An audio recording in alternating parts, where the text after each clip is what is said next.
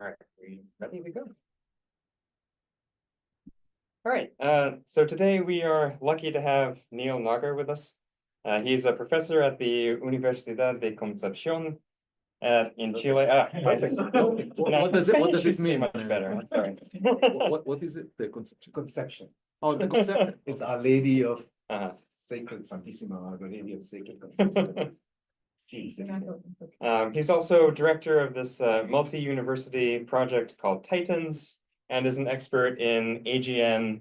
In particular, we're very interested in his work on ether, sample of potential next generation EHT and Bex targets.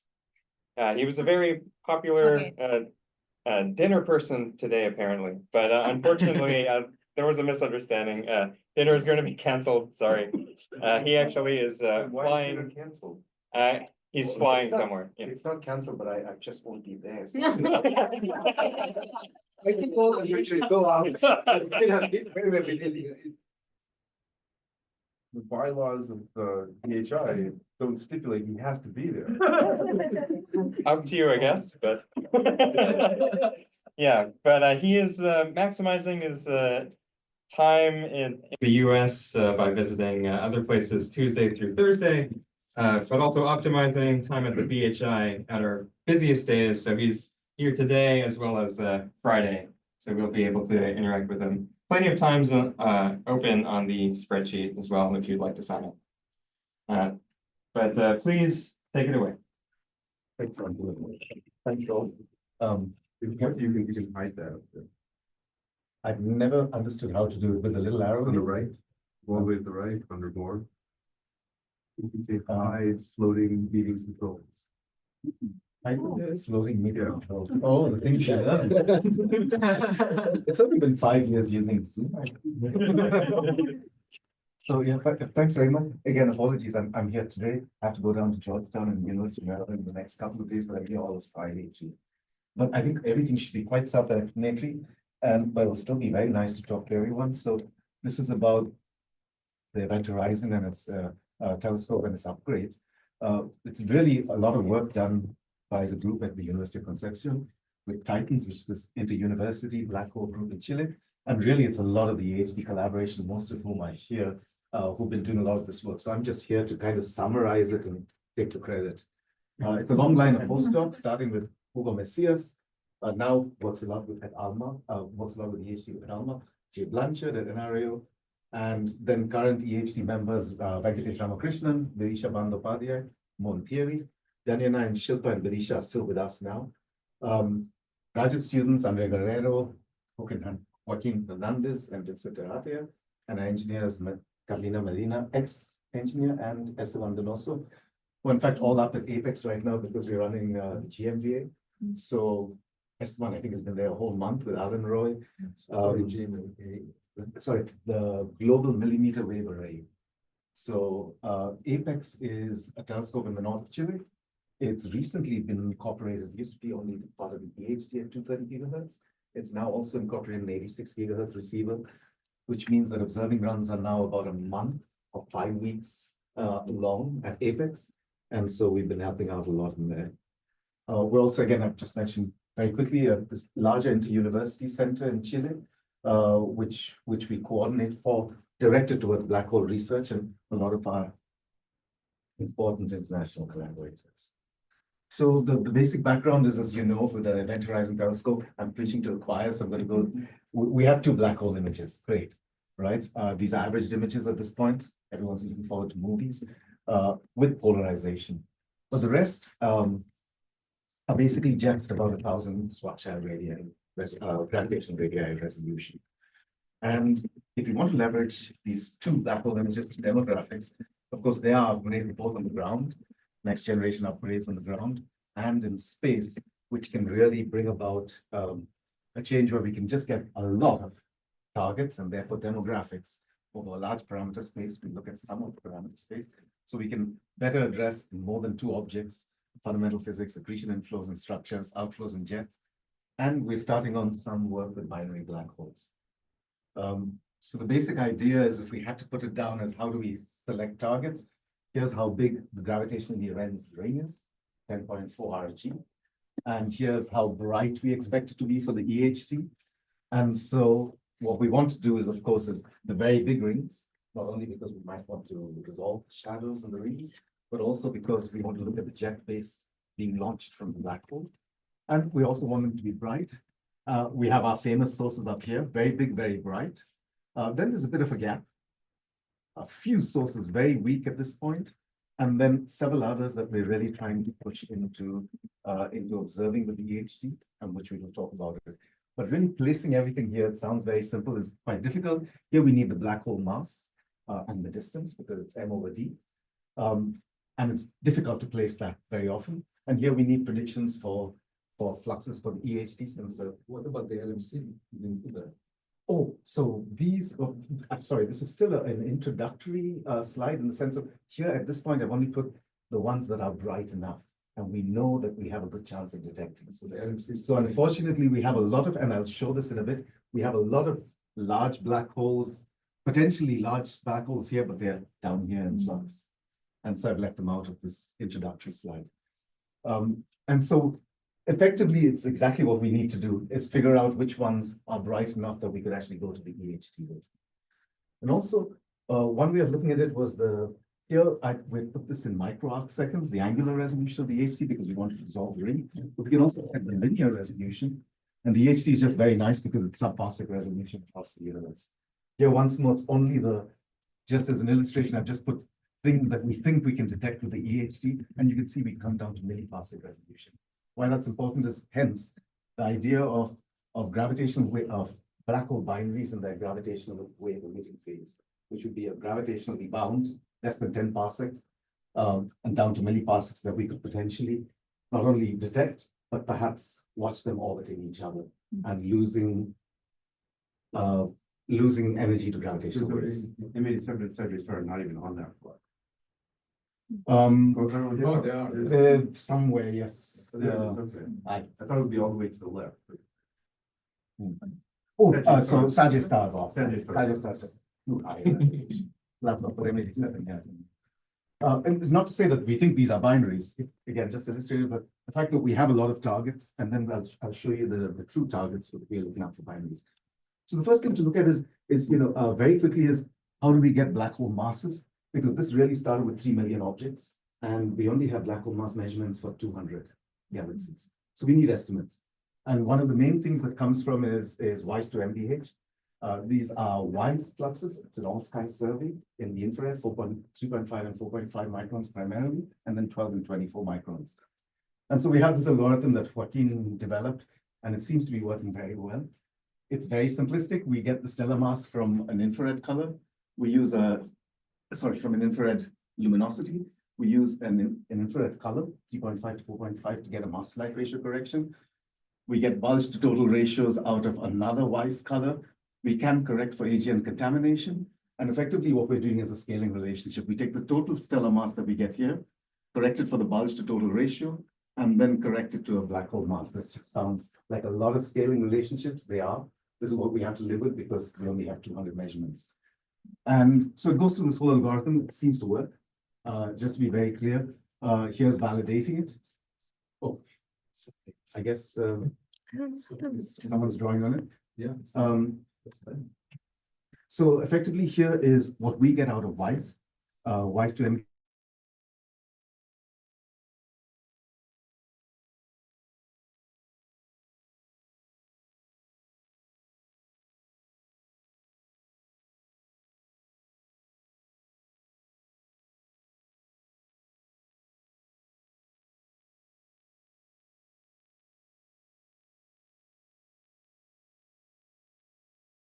Compared to measurements, compared to high reliability estimates, we are at least consistently wrong or very good.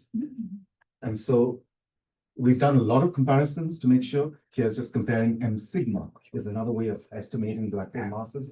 This is where you take the velocity dispersion of the bulge of the galaxy, and that's proportional to the black hole mass.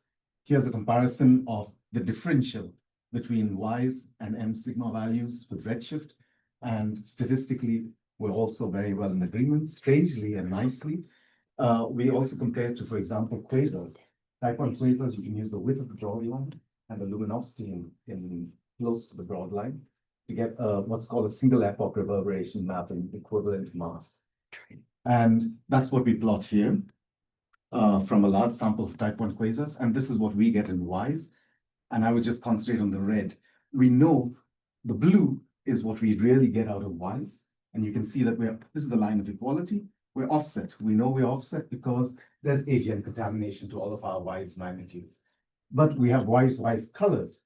And Ys colors with W1, W2, and W3 very, very cleanly give you AGN contamination. This is well known. We put that AGN contamination in from the Ys color plot and correct our masses for the AGN contamination. We get the red points. And so once more, if you compare different methods from an Mg2 line, for example, a magnesium-2 line and the ultraviolet, its width and the continuum luminosity gives you a mass here. Our corrected AGN contamination corrected Ys masses give us these points, and we seem to be quite in agreement. So all this just to kind of convince you that. What is AGN contamination? Also, the Ys one is 3.5 and 4.5 micron fluxes are what we're using to get these. And the assumption is that all of this comes from the galaxy, the stars in the galaxy. But when you have a very bright AGN in the nucleus, you have continuum emission, a featureless blue continuum emission, which very often gets all the way to the infrared. So what you get is in your flux measurement and the W1 or W2 filter, you have the galaxy light plus a lot of AGN light also. And this AGN light can dominate. But with Ys color diagrams, you know how much it is. You have a good estimate of how much is AGN contamination. And therefore we take away sometimes up to 70% of the light that we see, we know is AGN, and we keep only the remaining 30%. And the remaining 30% then gives us a good estimate. And just to convince you also at the high mass end, are we doing okay? And why I'm doing a lot of this is because we want to make sure that our high mass end is working. So we compare Ys, our results, to the massive galaxy sample. This is Mars work and others of all of the most massive galaxies and out to 120 megaparsecs. They're about 120 galaxies out to 120. These are the most massive stellar mass galaxies. And here we compare what we get versus the differential between us and massive. Now, massive doesn't have black hole mass measurements for all of their galaxies, but they have a total stellar mass available from Viale et al. So what they publish is a total stellar mass. We use our correction to get that to a bulge mass and therefore a black hole mass. So of course, we're using partially our results and our scaling relationships, and then we compare what we predict as a black hole and what massive predicts as a black hole. The line of equality would be here. And you see, if anything, we are under-predicting. So compared to massive, we under-predict black hole masses. A part of that is because, in fact, for the best, most extended galaxies, we are very close to equality. But in most others, part of this is Ys, because these are very massive nearby galaxies, and the Ys robot doesn't necessarily include the whole galaxy in its class. And so I'm quite happy with this. If we're under-predicting, certainly we're not over-predicting the black hole masses. Couldn't you correct for that? So we are correcting. Knowing the field. Yes. Yeah. So in fact, so instead of us, we started off using all Ys, and our collaborators are now making a galaxy. DR1 was the extended source catalog of Ys that only had 100 galaxies, and those work very well. What's called DR2 is collaborators are doing the exact complete fitting of galaxies. It's not yet published. It should be out in a couple of months. So in advance, they've given us some of their fluxes, and those certainly get better. And we're waiting for the final catalog, which hopefully is, I think, a few months, because we already have their partial catalog, and there are about 70,000 galaxies which are extended enough that need non-robotic corrections. So we don't think we are overestimating masses. And hence, a lot of this justification of why is, for example, if you make our black hole mass functions, this is using Ys or using ether. Here's a black hole mass function as going out to about 10 to the 10. And these different lines are different parts of our own data sample. But the global nearby galaxy black hole mass function is here. This is what we calculate from what we have in ether and from WISE to MBH. We kind of overpopulate, and this is compared to some things in the literature, including Dom Peche's work, which also built up on some of these others. Sorry, Peche was an assumption. Many of these are actual measurements, based on measurements. So we do have an excess of very high black hole masses, but we're still not completely sure about this. We're as sure as anybody else is, because these are estimates rather than measurements, and we're trying to follow up to make some of these measurements so that we can be truly sure. Right. So, And so- Neil, I have a quick question. Once more, that it's just that we have at this high black hole mass, we have started to find 10 to the 10 solar mass black holes estimated out to a few hundred So megamasses. if you go back one, for those, that excess there, those are. This is what we those think. Those are real measurements? These are estimates. I see. So that's the problem. But there is estimates for real sources. But these are estimates of real sources, and we're trying to track them down, or not trying to, we are trying to measure these so that It should be in clusters sometimes, but many of them are. I mean, the number densities match galaxies. Uh, That's not even- Yes. Yes, Neil? so many of them are, but several of them are not. I mean, these are relatively isolated, red, dead galaxies. You can see them in WISE imaging or STS. The 10 to the 10 solar But they're masses not are always in clusters. Up to now, most of them, yes, but we have several that are outside. You'd be surprised. So That's very surprising. Neil? it's at this point. We have to check. We have to test. But This is not looking at your 230 gigahertz plot. this is just a This black is the hole. whole This is the sample. whole sample. This is the whole sample. And again, I brought this up because while we were doing it for the EHT, there's a lot of interest in, gravitational wave. There's so many reasons why there's a lot of interest in whether there truly are an excess number of very massive galaxies there. There's a question from Priya. Priya, we should be able to hear you now.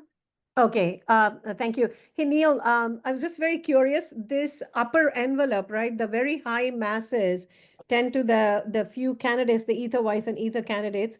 So I was just very curious, even with these estimates, they would be huge outliers in the stellar mass black hole mass relation at redshift 0, right? Have you put them on that relation? Oh, no. So actually, in that sense, we're biased. We've got these black hole masses from the stellar masses. Ah, okay, okay. Because they're outliers in the sense that they are very massive stellar masses for these galaxies. As well. And so Okay. well, outliers in the sense that they are unusually large that haven't been found before. Oh, I see. Okay, okay. Yeah, so no, I missed that. I thought these were derived independent of that scaling relation, but I guess not. Okay. Now we're double checking them with other scaling relationships and now with black hole mass measurements, but we haven't got to the point of actually confirming it with Okay, measurements. thank you. Yeah. And in fact, I'll show you some examples of these coming up. And just And they are not all BCGs, right? They're not all center cluster galaxies. we're revisiting a lot of M sigma relationships. We're revisiting it in other ways, but of course we also need measurements. And so I just wanted to illustrate some of the work that we're doing on true measurements. And here we use a lot of ALMA for high resolution CO. So we have cold gas dynamics to then measure black hole mass, or MUSE, which is on the VLT. This is an AO instrument in the optical, a 3D IFU. And here's an example of M87. Those of you old enough to remember that when we started with the EHT, we didn't know if we'd resolve the black hole ring and shadow of M87 because there was an uncertainty of the mass. Gas dynamics said that it was 3.5 times 10 to the 9, and stellar dynamics said it was 6.5 times 10 to the 9, and at 3.5 times 10 to the 9, the ring would have just been half as big and not resolvable. And while we did resolve the EHT, this question remained open of why exactly what was wrong with the gas measurement. And so we went back with VLT MUSE some time ago with Juan Osorno and really looked at the center. Now, the gas measurement came from 5 HST slits here, very sparse data. So Janelle Walsh did a very good job. It was very sparse data. It was just a couple of slits, 5 slits here, very short. And from that, they tried to recreate the disk. We have a full aerial field IFU data set, better than HST resolution, a much larger telescope, and a full aerial coverage. And this is just an idea of the velocities of gas in the nucleus. There's a lot of outflows, there are lots of filaments, but most importantly, there's a disk. There is a rotating disk of gas. And the only difference is we take this disk and we fit different kinds of models. And just for an idea, this is a stellar mass, the heavy mass black hole at a high inclination, a low mass black hole at a high inclination, and a high mass black hole at a low inclination. And this is what Walsh really got a lower mass black hole because they assumed a larger inclination. And for us, it was much more clear that it was just the inclination of the disk that was wrong. And if you fix that, the disk was more face on than they thought. And with full aerial coverage, we could do that. These are residual velocity maps after taking away the models of a black hole where the disk at a certain inclination. Looks like we do have some residue. And there's still residuals. In fact, yeah, so I'm showing the very simple thing. And so you're very right. Residuals remain. There are spiral arms. And right at the center, if you can imagine a very low inclination disk of 25 degrees is inconsistent with a lot of, it is inconsistent in the broader scheme of the cones that we see in the jet direction, the jet orientation. And we think right at the nucleus, unfortunately, we ran out of resolution. Right at the nucleus, the inclination changes. Where is the jet point? So the jet in 2 dimensions is here, up in the sky. In 3 dimensions is assumed to be like this. But it seems to be Quite close to oriented in the right way. Oh, yes. Yeah, It- so if you assume. Well, at the level of, because if it's 18 degrees and this is 25, you're getting close. What is the inclination you infer if the jet is perpendicular to the disk? Oh, I'll get to that in a bit. In fact, we are not so sure about the jet direction. We could get in 3 dimensions, especially these outflow cones. We have a red cone and a blue cone here. We got into all of these details. And at that point, yes, it is consistent that the jet is within 18 degrees of the line of sight Which? in not- 3 dimensions. Not 20, I see. Right. So 18 degrees here and 25 inclination would be, and in that sense, within 10 degrees of one from the other, which would be easy to justify with a small change here towards the center where the inclination changes. Are you assuming that jet is perpendicular to the disk or that somehow in the? We had to make some assumptions. I mean, we didn't prove it, but it all seems to be consistent. Okay. But then I'll just, having said that, I'm going to contradict that in a couple of seconds. So at this point, everything seemed to be consistent. We could pretty much rule out the low mass value. But we've been looking into this. So are you making sort of an agnostic fit to the data? Yes. In a TMC kind of way? Absolutely. To put constraints on, Yeah. on the maps? And so what do you get?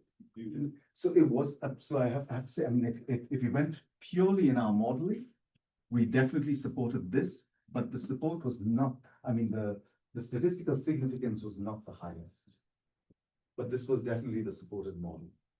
But it did turn out to be much more complicated than we thought, and we definitely have to go back and do this again better, in a better way. But so all of this, yes, in that sense was agnostic.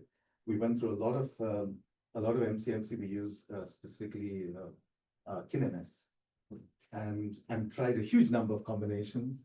And eventually we were happy with this answer because we basically can eliminate that gas mass. But there are lots of issues. So with Tom Richter, we're using this data set much more because M87 is of interest to the EHT.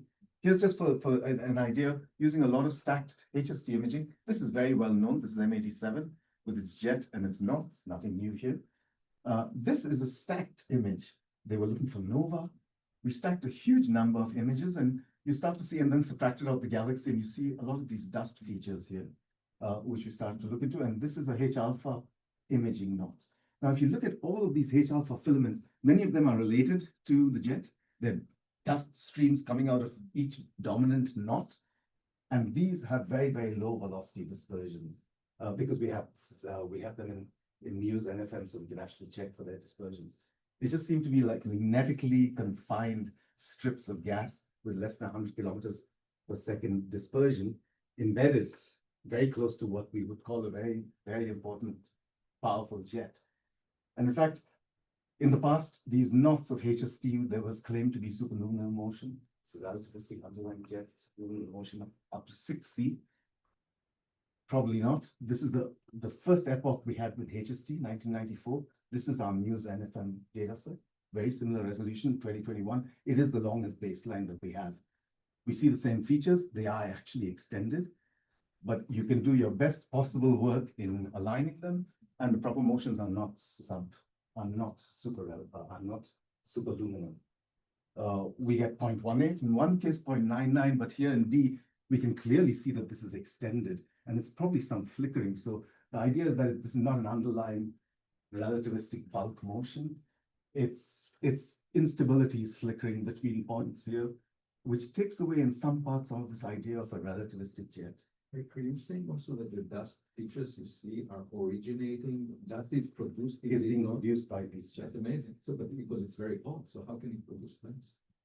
So to come to this point, if we think of it as this superluminal relativistic flow, yes, it's very hot, but what we see is the gas is just very cold around it. I mean, the gas has low dispersion. When it's close by, there's a lot of dust coming out of these knots. The feeling is maybe it's not relativistic and it's not that hot. And this is one more evidence. This is specifically in 2 knots between, let's say we did it between E and F. This part of the jet, if you look at it in the optical, in detail, this is unsharp masking. The galaxy has been subtracted. So this is optical light in the 6,000 angstroms. Unsharp masking is just smoothened and then subtracted so you can see the fine detail. And there's just too much of fine structure. So once more, it just feels unsatisfying to call this a relativistic outflow. It's not superluminal, it has too much of structure. The dust that comes out and the very, very narrow dispersion of the ionized filaments that accompany these. Plus, there's this idea of the novae along the jet. A lot of these images were taken to look for novae. There are lots of novae on one side with the jet, and there are no novae on the other side, counter jet. And so this starts to bring into a lot of questions because a lot of our assumptions of a relativistic jet is jet to counter jet ratio. And the question is it really a one-sided jet instead of two-sided? Now we know that there are things happening on the other side, but is it a one-sided jet that switches from one side to the other? And the other side is just much older because we do see some old relic radio emission, but there are just so many things that are not symmetric around the jet. But are particle loads equidistant in the center? Not quite. Not quite. No, so the idea is, yes, there's probably has been a jet on the other side, but it may not be concurrent.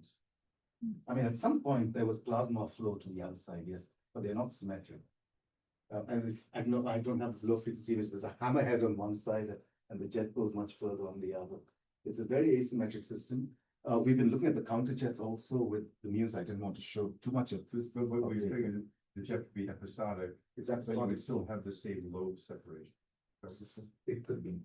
It could be only because we don't see this idea of and a jet counter jet ratio because of boosting of 18 degrees.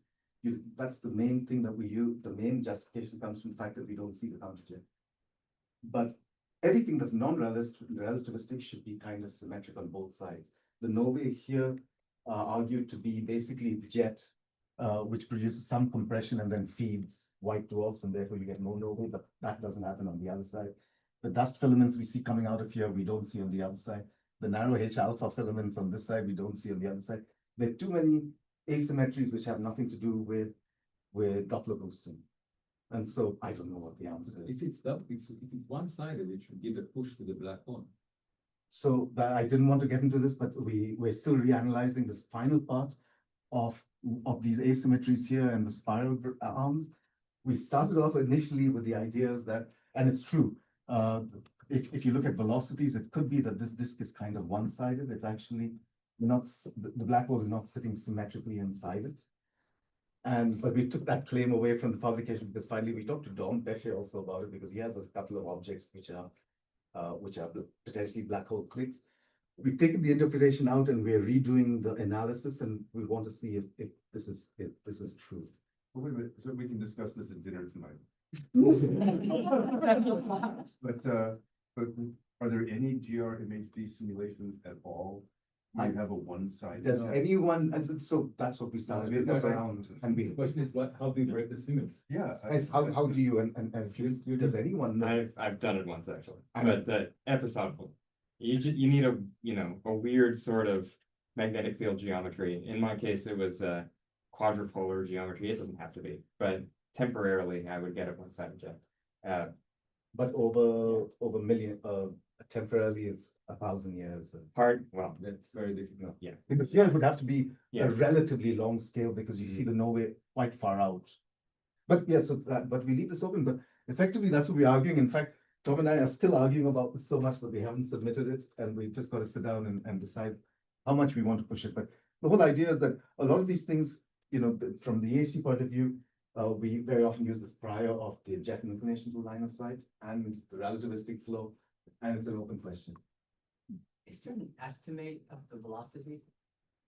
Oh, in the past, it was always these so-called movements in the knots, Oh, okay. right? But that's, I mean, you know, these are from HST imaging. You see 2 knots in a certain place, and then another epoch of HST imaging shows the knots slightly displaced. But the truth is that they are extended knots. And at least in this very long term, it's just not seen. And so we think that, you know, that these are double structures here and here, and one flares and then the other flares. And so at the moment you look at it, you can claim the kind of motions you want. So these are, it's not an intrinsic idea of a blob moving super relativistically. Its instability is happening in the flow. It could also be molecular clouds illuminated by the jet, isn't it? So we do see a lot of dust. Yeah, so maybe So the we- jet is just hitting 2 molecular clouds and they're not moving much. Yes, and then one flares versus the other flares, and Yeah. then you call it. Yes. So this is our current interpretation. But I mean, that was kind of an aside on M87 because it's very interesting to us. So, but basically in general, what we're doing is mass estimates and measurements for these gold samples. Here's this illustrative figure by Angelo's student, where we also have to take these sizes with a bit of salt because these are mass estimates. So of course, specifically for this gold sample, we're going over to get more Muse NFM, or in some cases ALMA CO, so that we can get really high quality. For example, M84 is the same as M87, 5 HST slits with a very, you know, basic analysis of the ionized gas kinematics. Their masses could change a lot. So we're doing trying to do a lot of improvements in this. With the Muse NFM and CO, we've already finished M87, which I showed you, NGC 4751, which turned out to be very interesting, NGC 3258, several others, and the others are in process. The other thing is, of course, we can't do an EHT survey of all of these, so we want good fluxes. And here to go more quickly, basically, here's a SED of a low luminosity AGN. We have a jet, and then we have some kind of an accretion inflow. And so we just go from 3 sides. We need 3 million predictions, either from centimeter wave VLBI extrapolations to the millimeter wave, or we do direct surveys at 230 gigahertz at low resolution, or we use hard X-ray fluxes and SED fits to track, because all we're doing really is predicting the flux for the EHT to know which ones are going to be bright enough to then follow up on. We've been doing this for some time.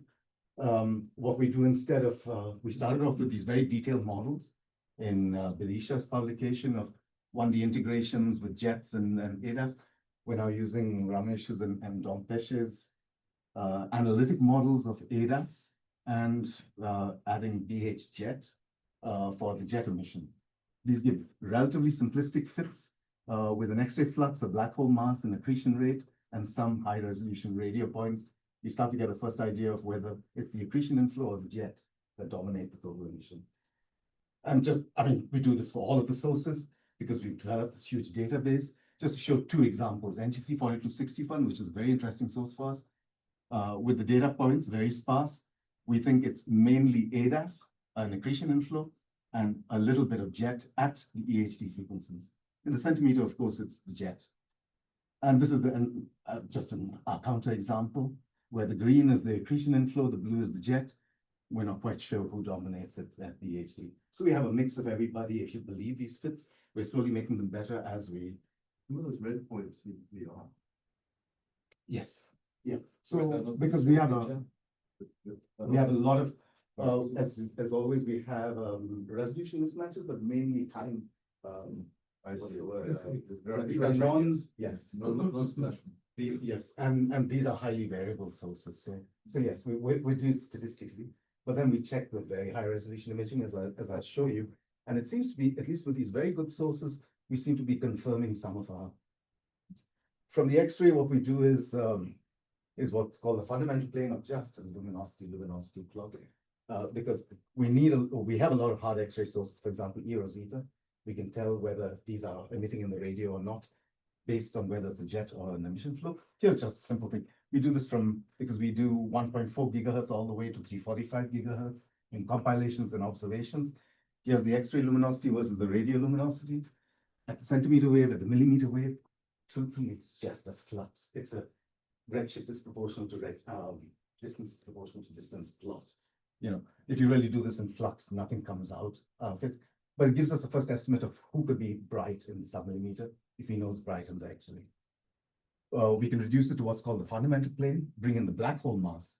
So the black hole mass and the X-ray, how do they depend? How can we predict the radioluminosity? Yes, we can. It doesn't get better. There are lots of claims for fundamental planes.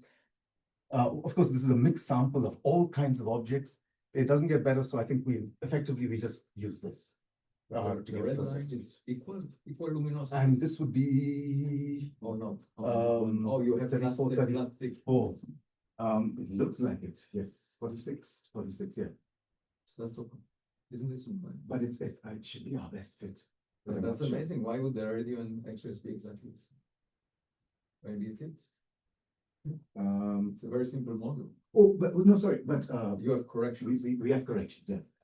And so then, and those then bring out the line of equality as in a graph. Okay, yeah. And the slopes you can also notice. For example, the black hole mass doesn't seem to be very important in any fundamental plane and an overall sample.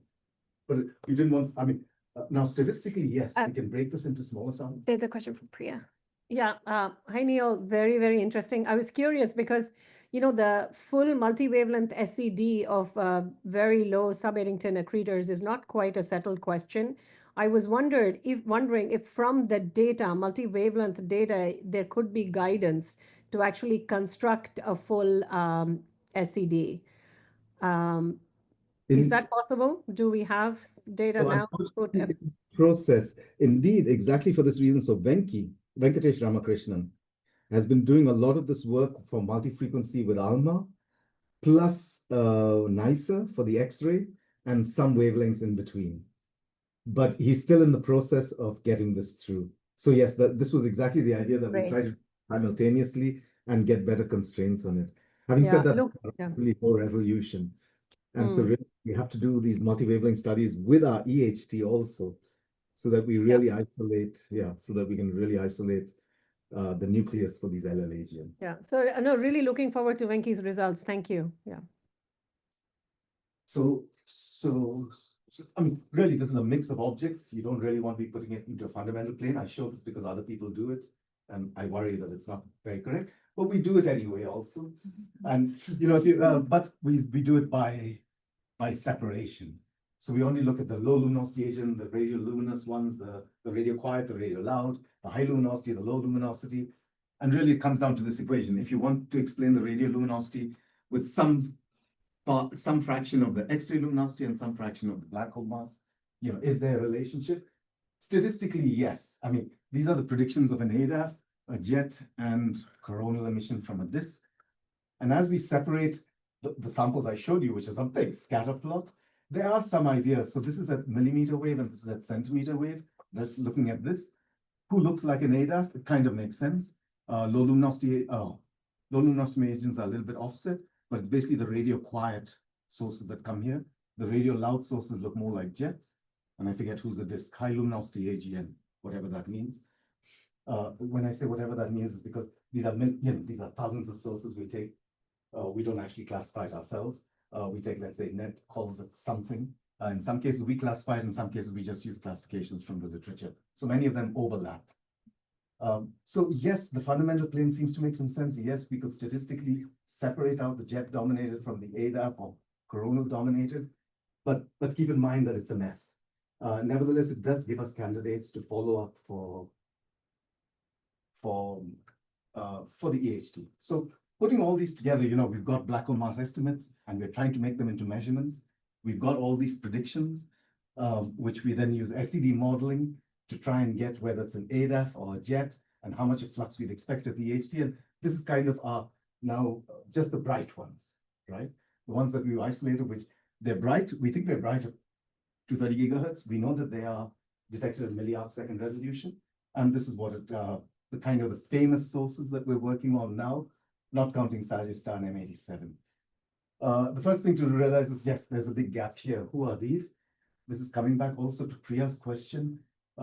These are some of these large black holes in the Dilka universe, many of them known before. And I mean, for example, I can't track it down right now. A lot of these, yes, some are not cluster galaxies, some are. I mean, it's a mix of things. Some of them came from our WISE to MBH, but we've double checked with other methods. I only show the high reliability sources here. Here's SgrA, here's M87. Then if you remember, there's actually quite a dearth of sources in the MM, oh, sorry, it's right here. In the MM bright region, there's a dearth of sources, but there are actually a lot of them. It's just that at this moment, they're not necessarily very bright. And in some cases, we don't know their flux here because we just recently found them with WISE to MBH. So we're tracking these down, and what we really have to do is monitor, right? Because if any of these, 1600, for example, it might have brightened their SMA fluxes that say 20 or 30 millijanskis in 2017. But we didn't detect it before, we didn't detect it later. So we just keep monitoring. If they flare up to, well, 50 millijanskis, we could just knock them off with the EHT without any trouble. And so we start to monitor these with ALMA, specifically the Atacama Compact Array. We had done SMA, we want to ask for more SMA. Michael also brought that up. More SMA and with Planet de Bio, which is very well set up for this. These are only the high reliability, the very high reliability. If I were to put more of our candidates here, they're at least 3 times as many, and some of them that are higher here. But we're still checking these because if WISE to MBH tells us it's massive, we want to make sure that another method tells us it's massive too. So looks like nature is very kind because No. the number of sources goes like distance cubed. And if we got the per sample of the universe within 100 megaparsecs, then you would see a decline of the angular size. But it looks like flat. A few things that are still. So If you look at it as kind, no, this is one way of look. I looked at it as very unkind because if we look at the bright versions, they just fall off so that's quickly. yeah, of course. But in terms the of angular massive, size, yes. yeah, the angular size should have gone down beyond a Yes. certain distance, but it's not. It's flat. It's well because I mean we have these bigger volumes, right? And, yeah, but and you were not typically- guaranteed to have bigger black holes as you go bigger volumes. That's true. But nature is kind. Yes. Yeah. And hopefully now they'll also brighten up and be even more kind. So you're kind of waving your hands. You actually have objects above SgrA, I wouldn't count them as very reliable. but So they are. within the, If you were to blindly take SDSs and LAMOS sigmas, Yeah. some velocity dispersions are very large. We're trying to get higher quality spectra for this Okay. because it's not quite clear whether we're getting the correct fit. And WISE to MBH also, from WISE photometry, a few others also come out here. I can show it to you later. off the top Off of the your top, head. but again, I wouldn't. Okay, you don't Yeah. quite trust. You can just We're looking into it. you can just resolve it with AHT. But again, these are again just large black hole masses, This is not- not necessarily bright. Yeah. Not necessarily bright. So what is the biggest black hole mass here? Oh, so in terms of reliable, that's still SgrA. That is. No. Oh, black hole mass, sorry, the biggest black hole mass, not shadow size. I misheard. We have like something like 10 to the 1.5 times 10 to the 10, which would be here. I forget. 1.5 times, that's So, the biggest 10 black hole mass you Yeah. have. That's true of quasars also. Yeah, that's not crazy. It's not crazy. It's not crazy. But it looks down here, right? The color you have here, it looks like. Gently, so you're right. 10 to the, yes. I should look. So I'm thinking of these go up to 10 and 1.5 times 10 to the 10 and these, yes, so we do have some even high. I probably have it in my backup slides, I'll look for it later. Well, and I have it on the computer. So of course, the main thing is monitoring these and checking, and we've been doing this now. I just added some of them. We do this with the ACA and with SMA, just to put it in perspective. You know, this is a SgrA M87. These are a gold sample, and these could be anywhere here if they brighten up. And so we've been looking at them. Some of them are bright, some of them are not. We did that with the SMA and the others. and in that sense, keep adding to them. And so effectively, we're reasonably sure about these. We're waiting to add some more here. And at this point, you know, as is shown, Zach, some of them are promising. Some of these gold sample sources are promising for their rings into the future with higher resolution, but they're actually very relevant today for their jet bases. And for kind of an idea of, we looked at, you know, some of them are jet dominated. We think from SED modeling, some are accretion flow dominated. This is just an idea of black hole mass versus Eddington ratio of where they sit. And we cover a nice space of black hole masses and a nice space of Eddington ratios with this sample. Probably a lot of spins because we see these powerful jets, which are longer term, but probably also jets that just disappear very quickly. So hopefully we have so what we're looking to is more, because what we're doing right now is imaging these with the EHT. We don't have a chance to really get the accretion inflow resolved. So we're looking at what their jets would look like. So just as a basic example, a southern source, relatively bright, 150 millijanskis in one jet, 100 millijanskis in the nucleus, and 100 millijanskis in the other. Just looking at it with today's EHT and upgraded EHT, or whether we can recover things. And this is basically 1 hour to 18 hours, but the 18 hours is not 18 hours, it's just a 3% duty cycle. So when we say 18 hours, it's for the UV coverage of 18 hours, but at a 3%, even if you take that as with overheads, you can do 10 sources. So 18 hours would do 10 sources and give you these kinds of results. An upgraded EHT is definitely going to help, but you can still do some things with the EHT. And just going to more realistic, very low, if it's just 15, 10, and 10 millijanskis in the three components, it starts to get messy, but you can still kind of recover some of the jet structure of the base. So this is just assuming, you know, because we intrinsically have the resolution of better than 50 RG in these, so we could resolve the bases. But to talk very quickly about binaries and where this is very much at the beginning, as to recall that the EHT has a very good linear resolution. So, you know, what can we do with binaries? The idea, if you're using NGHT sim, which, you know, if you look at two 10 millijansky disks, each one's about extended by 7 micro seconds, and they're separated by 10 micro seconds. Can you resolve them? We put them through NGHT sim, realistic noise, 1 hour of observations with EHT, and we recover the probability distributions. The red lines are the original, and this is the separation. So we pretty much recover the separation of 10 micro seconds. Right? If you go smaller than 10, we can't. Bigger than 10, yes, we can. So this is kind of what we're looking at. We're trying to track down things that are at least 10 millijanskis and 10 millijanskis and separated by more than 10 microseconds. Potential candidates. So we built up a whole sample. Initially, we did it all ourselves, but very recently, there's been this very nice catalog called Big Mac of FIFLE, I don't know how to say it, FIFLE 2024, which is all dual and binary AGMs that they've just compiled, which is very useful with separations, why they consider that. In ether, we have total black hole masses from this, from Y2BH and other methods. We don't have, some of them have mass ratios, and we also use QPOs, the quasi-periodic oscillation flux oscillations, to get separations. And this is what the expected separation, and this is just as a function of redshift. And there are two populations. There's kind of these what's called dual, which are kiloparsec scale, you know, very well separated. Those are not interesting. These are not gravitationally bound. These are merger remnants probably and advanced mergers. And then there's the kind of fun part here, which are the gravitationally bound ones.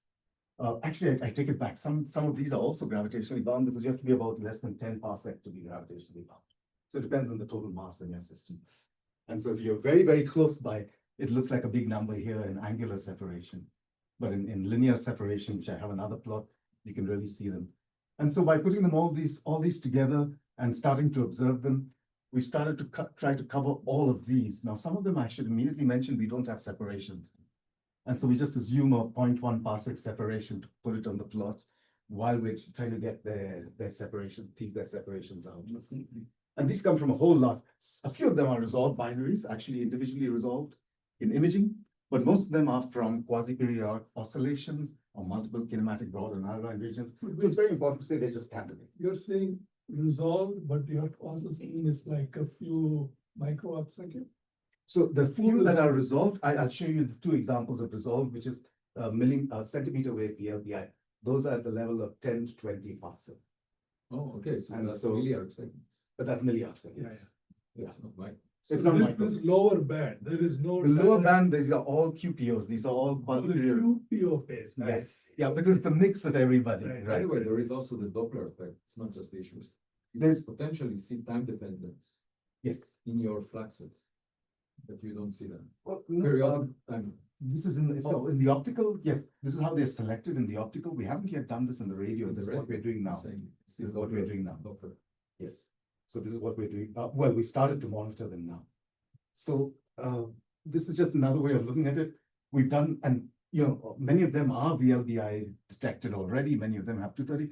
We've kind of finished about 400 of them, and we've asked for the last 500 of them. And so that we get 230 gigahertz fluxes for all of them. And there's several that are bright enough that we can follow up. But yeah, several that are, we're getting there. Several that are bright enough so that we can follow up on them. And it's, this is the only, of all these candidates, there's only one confirmed datation. That's it, there's one. And this is it. It's a 7.3 parsec separation, but the period is very long. 3 times 10 to the 4 year period, the assumed period. It depends on what black hole mass you take, and those are the two components there. And What angular separation? so this is centimeter wave VLBI, and so the scale here is, this is 5 milliarc second. Okay. So it's a 5 milliarc second equivalent to seven. I don't know the distance. I haven't noticed. Why do you have ambiguity by a factor of 100 in mass? Oh, well, because this is what the authors claim, and I'm not quite sure why they get that. And this is what we think from WISE to MBA. So I've actually mixed up what the authors claim versus what we think, and we're not completely sure. But once more, these slightly more distant sources, black hole mass estimates are just wildly unknown. And you could claim a lot of them. So we try to kind of figure out, we have a total, in many cases, we have total X-ray fluxes, but then we have individual radio fluxes. And so we just go back very simplistically with these models, take different mass ratios, separate out the fluxes between them, and then statistically imagine what we would expect. And for example, here we'd expect that we should be able to see them at 230 gigahertz, but it's just a statistical answer, right? Because you don't know how to separate the mass ratio of the binary or the X-ray flux. Here's a counterexample of another claimed binary, but it's probably just a radial lobe or set of radial lobes, which we would anyway probably, again, in our statistical predictions and fits, we would not be able to detect with the EHT. So we're doing this exercise with a lot of them. We're trying to do real simulations also. Jorge Cuadra in the group, who does circumbinary disks and then binaries, but we're not really able to get to any clean idea except that the lower mass black hole always has a higher accretion rate, which helps us if it's because it helps make it brighter, because we want to see both of them. So basically, and using ZTF, other members of our group are basically looking for these quasi-periodic oscillations, but we want a very sweet spot, right? We want it later, we want it brighter at this, but we want a separation that we can get it, we can access with the EHT. We want period we can access with the EHT lifetime so that we can actually see them orbiting. And we're trying to find more of these, and we want low Eddington rate. Typically, it's these bright QSOs, which are not bright in 230 gigahertz. But we've identified the subset bright at 230 gigahertz, and yes, they're the low Eddington rate systems, and we're trying to follow this up more than anything. Those with a few year period, how, what would be the lifetime for gravitational wave emission? Oh, these would technically, if they're already at sub-parsec, they're already steady-state emitters. But you mean the period for them to merge? Merge, because you would lose the massive ones that are a few year. Oh, yes. Because there is merge. Yes, so at this point, yes, I wasn't looking at the ring down phase and the actual merging scale, but rather that at the parsec type scale where they're steady-state gravitational wave emitters to see their orbits. The lifetime would be checked because you would lose the ones that merge. Yes. And so here, again, we have really ongoing work we've identified. We were going to submit a nice proposal this cycle, but as you know, with the EHT, it was all the M87 movie. So we have about 5 candidates at this point that we really, really want to do with the EHT, which are obvious, but we're going to have to wait for next year. So just a few results. So all of that was to build up the sample. So yes, now we're doing these at high resolution. I don't have very many results because the cycle time for things coming out of the correlator is understandably wrong.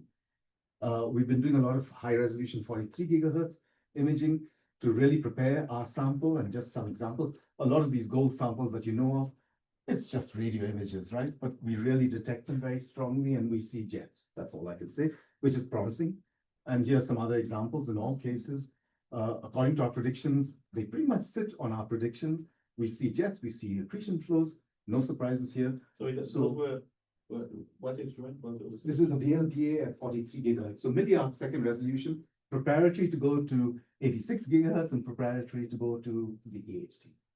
And so here it all works out. It helps us select then further to go to 86 gigahertz with the GMVA 40 microarc second resolution.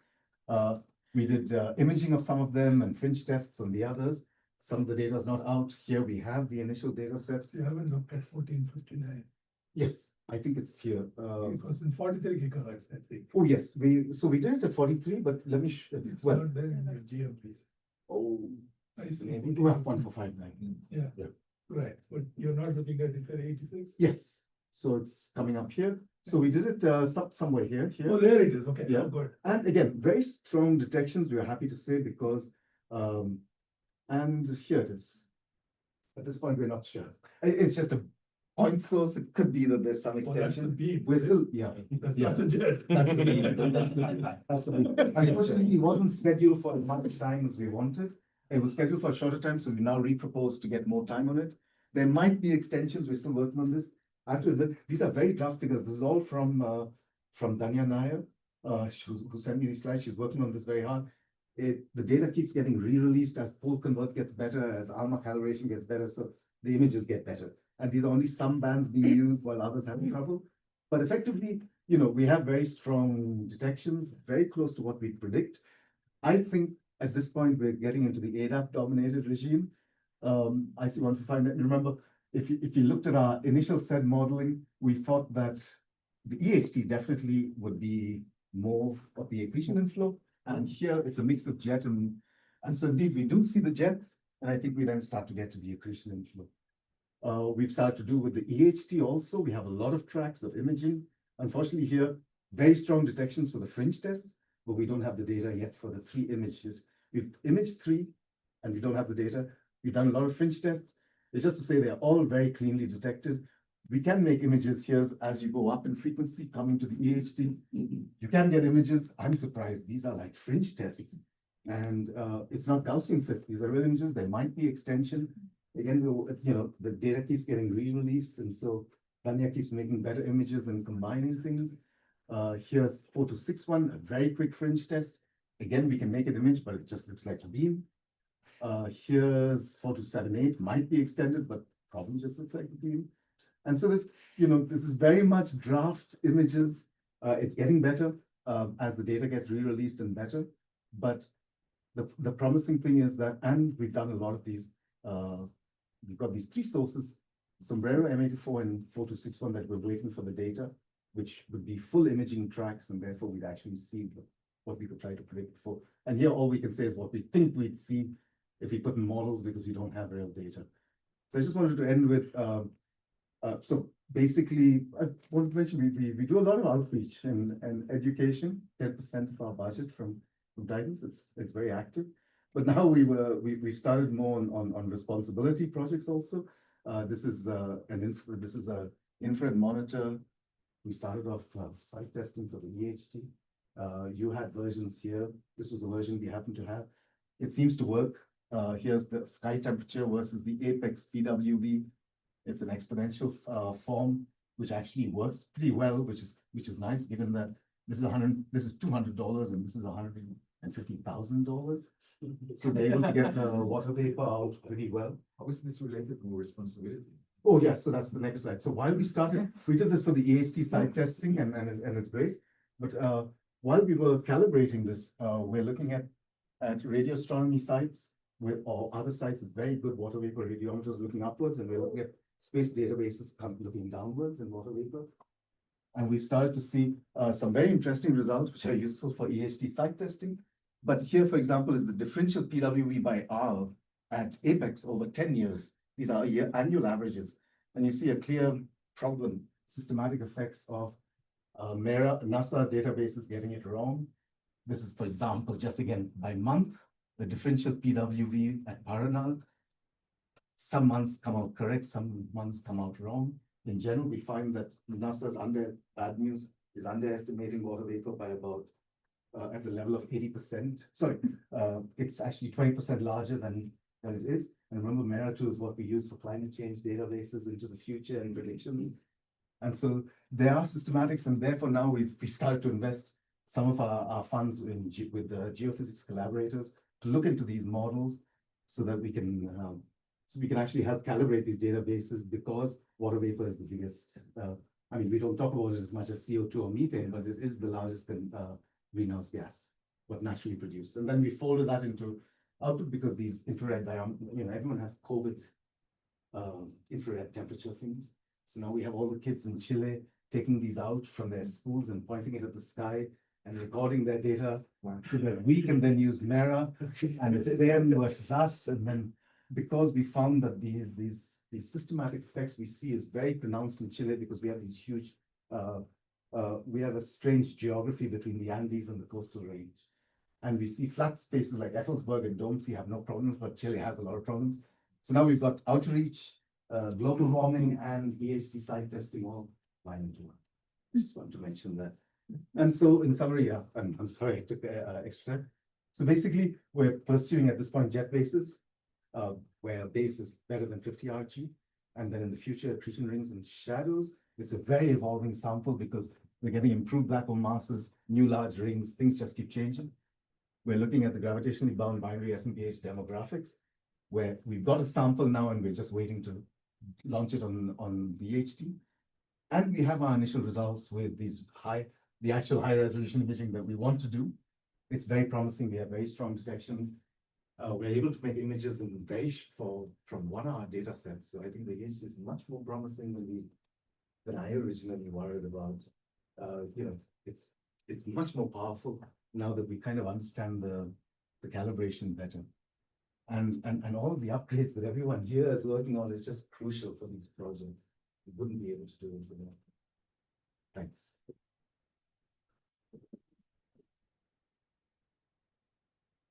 All right, let's maybe take one question from someone who hasn't spoken up yet. All right. All